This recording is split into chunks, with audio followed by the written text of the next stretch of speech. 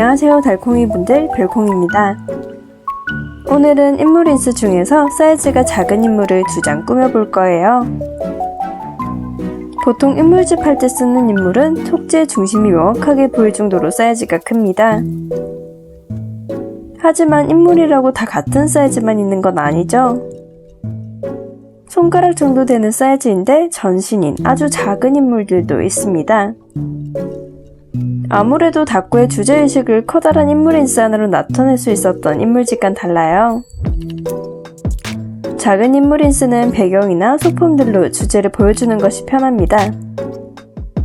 현재까지 꾸민 것을 보면 요정의 나라라는 느낌이 강하게 들도록 꾸며봤어요.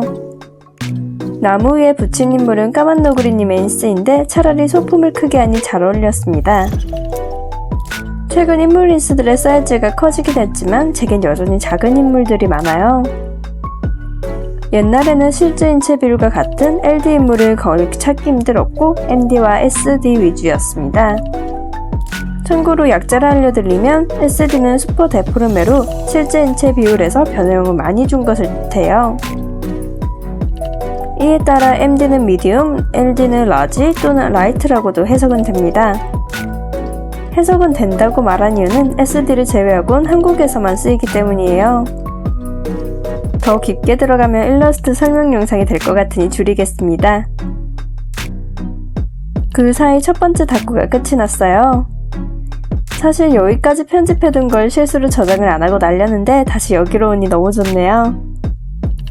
튀어나온 부분은 정리해주고 사진 찍을 준비를 해주겠습니다. 사진 찍을 동안 잠깐 사담을 하자면 7월 중순에서 말즈음에 이사가 확정되었어요.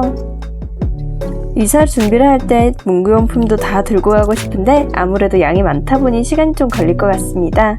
짐을 좀 줄이기 위해서 이벤트를 열어 아껴두었던 문구용품들을 나눠드릴까 싶어요. 최대한 빨리 모집 및 선정하여 배송을 해드리고 싶으니 다음주 수요일을 목표로 열어보겠습니다. 다음주 수요일 늘 찾아오는 시간 오후 12시에 올게요. 그동안 오후 2시에 올리다 점심시간대가 좋을 것 같아 12시로 바꿨는데 나름 만족하고 있습니다. 그럼 이사 가기 전에 이벤트 물품도 미리 꾸며보고 편집 비축분도 많이 쌓고 다꾸도 많이 해야겠어요. 깜짝 영상은 당분간 없을 수 있지만 매주 일요일 오후 12시에 보는 건 변하지 않도록 하겠습니다. 다꾸의 마무리는 레터링 마스킹 테이프로 해주고 끝내줄게요. 다른 색으로 바꿔줄까 생각했는데 막상 하려니 너무 귀찮아서 취소했습니다. 이제 두 번째 다꾸는 다이어리를 바꿔줄 건데 지금 다이어리는 쏨땡비 러브드님 제품이었어요. 제가 정말 좋아하는 정사각형 다이어리입니다. 두 번째 다이어리는 에코드소울님의 저널이에요. 이건 거의 준비를 끝내서 들고 왔습니다. 저널해서 하는 말인데 저널, 일기장, 다이어리 모두 다 한 끗 차이예요. 미묘한 차이는 그때그때 말씀하시는 분의 맥락에 따라 달라집니다. 종이가 떡제본, 실제본, 링으로 연결, 링인데 열리는 루즈링, 마지막으로 60 종류 등 다양하게 연결되잖아요.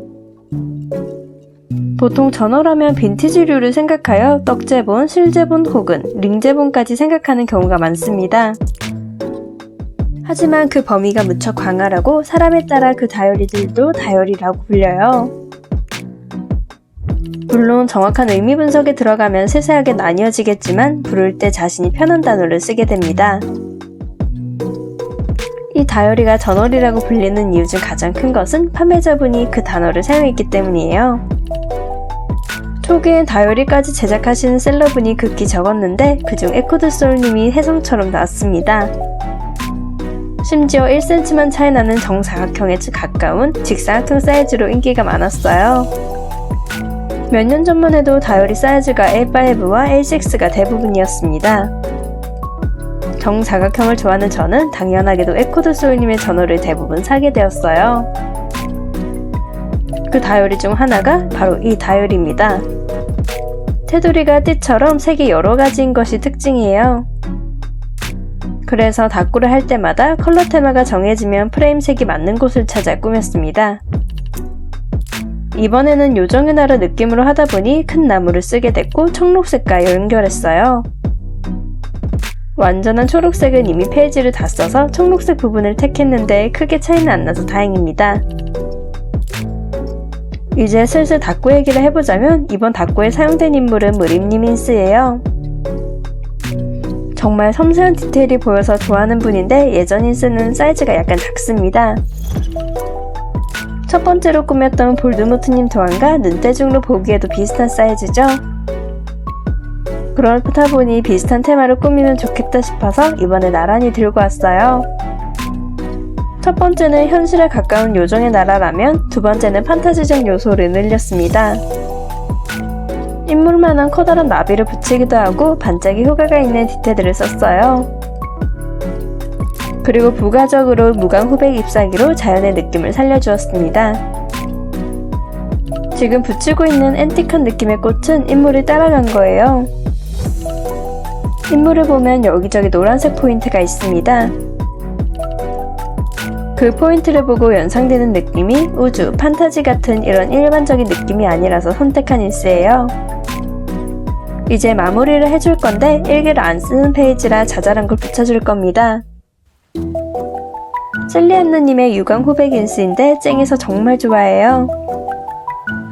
같이 정모를 하는 지인분이라 잔뜩 선물해주셨는데 덕분에 매번 펑펑 잘 쓰고 있습니다. 일기를 안 쓰게 되면 허전한데 사실 여기서 창의력의 한계가 왔어요. 여기서 어떤 것을 더해야 괜찮을지가 막힌 겁니다.